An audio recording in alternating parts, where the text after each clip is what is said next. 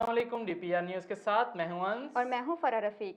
खबर शामिल करते हैं। सूबाई वजीर तालीम राना सिकंदर हयात और सूबाई वजीर अक़लियत अमूर सरदार रमेश सिंह की Faisalabad government Pakistan model high school आमद।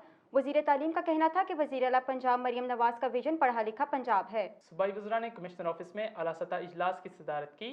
इजलास में डिप्टी कमिश्नर अब्दुल्ला नैयर शेख और एडिशनल कमिश्नर मुसव्विर न्याजी भी हमरा थे। सूबाई वजीर तालीम ने कहा शोबा तालीम की तरक्की अवलीन तरजीह है। मजीद जानते हैं अपनी इस रिपोर्ट में।